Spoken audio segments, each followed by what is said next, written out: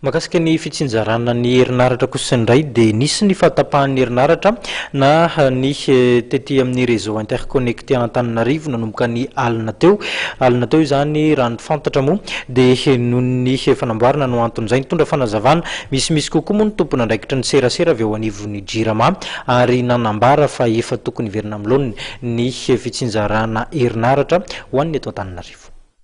Misy fahatapahana tokoa zany ny famatsiana herinaratra teto amin'ny réseau interconnecté Antananarivo tokony tamin'ny 2:30 maraina tany. Ny antony dia iarahantsika malala fa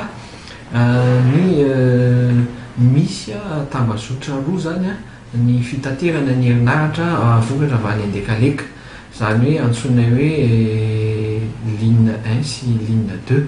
Dia le ligne 1 io zany nisy défaut tany amin'ny réseau, dia vokatr'izay zany dia misy mba ho fiarovana an'le fitaovam-pamokarana ny Andekaleka zany dia latsaka, zany hoe maty automatika zany ny groupe Andekaleka.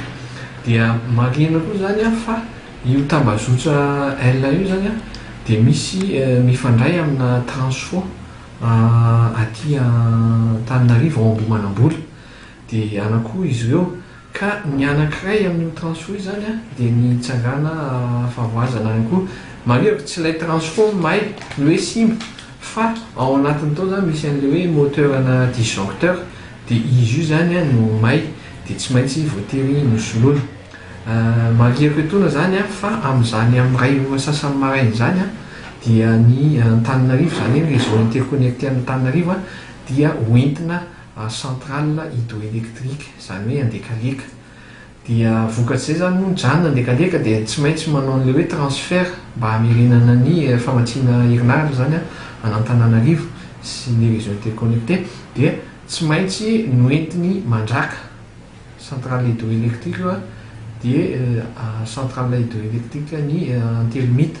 Dia voatery koa tsy maintsy nampiasa ireo centrale thermique toa ny centrale thermique ao Mangoseza, Ambohimanambola, Antsirabe dia ny IPP ny Fraise. Dia eto zany somary lavalava zany le fahatapahana satria ny famerenana ny jiro zany tsy hoe miaraka averina fa ny fidiran'ireo centrale ireo zany dia mandeha tsikelikely.